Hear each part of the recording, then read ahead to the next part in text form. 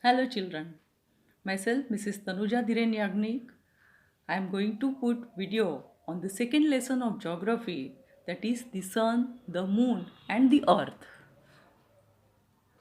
In last lesson children, we have taken information about rotation of the earth, revolution of the earth. Now in this lesson, first of all, we are going to study the motion of the moons. Like Earth, the moon also has axial and orbital motion. The moon, while rotating around itself, revolves around the earth and earth revolves around the sun. As a result, the moon directly makes revolution around the sun.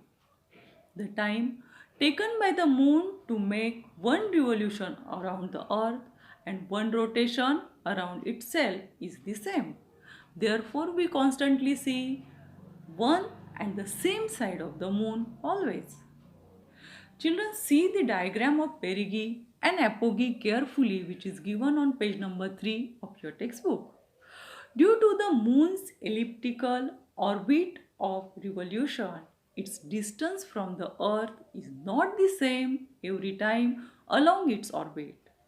When the moon in its orbit is nearest to the earth, it is known as a perigee. When the moon in its orbit is farthest from the earth is known as the apogee. Means when the moon is in its orbit is near to the earth is known as a perigee. And when it is away from the earth in its orbit is known as a apogee. Children, that's why we see the different phases of the moon. So you have to see the diagram of phases of the moon very carefully.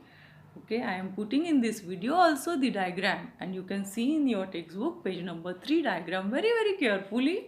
So it will help you to understand the phases of the moon very carefully and properly. The moon gets illuminated by the sunlight. Means moon gets light from the sun. The illuminated part of the moon seen from the earth appears greater or smaller day by day due to the moon's revolution around the earth. From the new moon to the full moon, the illuminated part of the moon goes on increasing gradually. Similarly, from the full moon to new moon, the illuminated part of the moon goes on decreasing gradually. The changing shapes of the illuminated part of the moon as seen from the earth are called as the phases of the moon. So what is meant by full moon day? On the full moon day, the sun's light falls on the entire portion of the moon facing the earth. Therefore, we can see complete moon on that day. That is called as a full moon day. New moon day. On the new moon day, the sun's light does not fall on the portion of the moon facing the earth. Therefore, it is called as a new moon day, means we on that day we cannot see moon in the sky. Quarter days.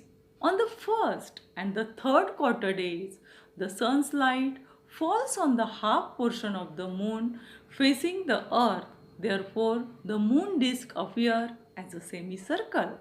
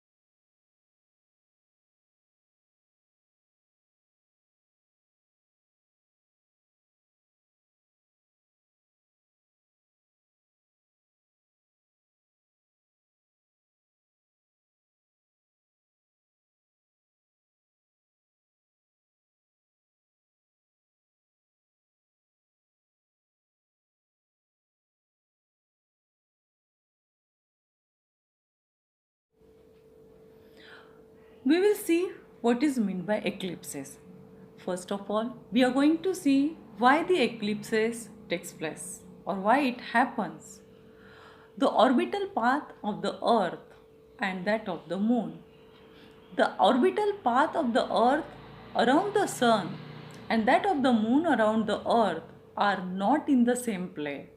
The moon's revolutionary orbit makes an angle of 5 degree with that of the earth. Diagram is given on page number 4. I am also putting the diagram here. As a result, the moon intersects the plane of the earth orbit twice during one revolution. New moon day and the lines joining the sun, the earth and the moon, the sequence of the sun, the earth and the moon on the new moon day is sun, moon, earth.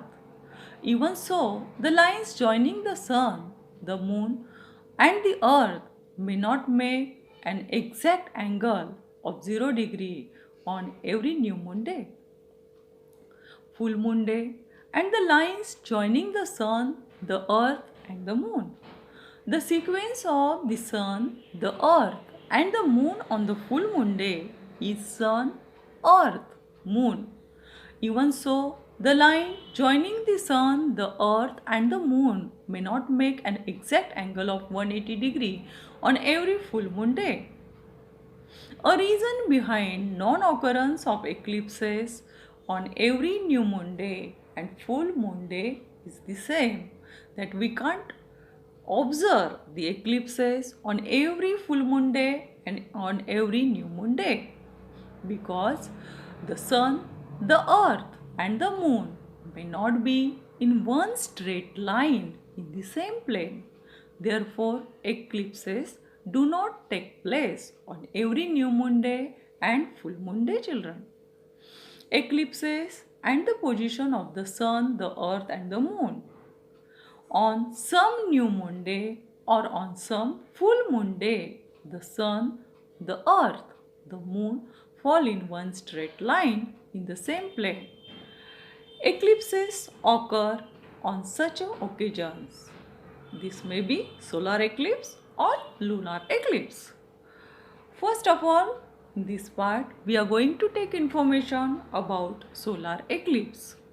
Recently, on 21st of June, we have observed in Maharashtra partial solar eclipse.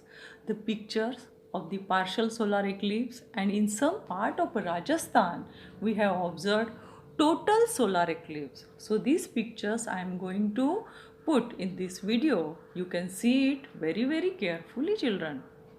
First of all, we will see what is meant by solar eclipse, when it happens, what are the type of solar eclipse in detail. See, children, if the moon is in between the sun and the earth, the shadow of the moon falls on the earth. At such time, these three celestial bodies are in the same plane and fall in one line. Hence, the place on the earth where the moon's shadow falls experience a solar eclipse.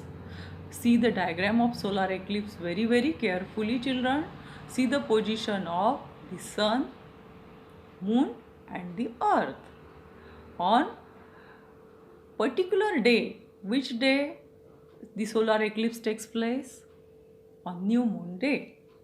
The shadow of the moon falls on the earth is darker and the periphery is a light. So these two types of shadows falls on the earth. What is meant by then total solar eclipse? Types of solar eclipse: total solar eclipse, partial solar eclipse and annular solar eclipse. In the area of the dark shadow of the moon on the earth, the sun becomes completely invisible. This condition of solar eclipse is known as total solar eclipse. What is meant by partial solar eclipse? During the period of solar eclipse and the places where the shadow of the moon is light, the sun disk appears partially covered. This condition is known as a partial solar eclipse. What is meant by annular solar eclipse? Sometimes on the day of eclipse, the moon is in apogee position. As a result, from a very small region of the earth, only an illuminated edge of the sun disk is seen in the form of a ring. This condition is known as an annular solar eclipse. Children, in this video, we are going to take information only up to solar eclipse and lunar eclipse. Types of lunar eclipse we are going to study in the next my video. Thank you.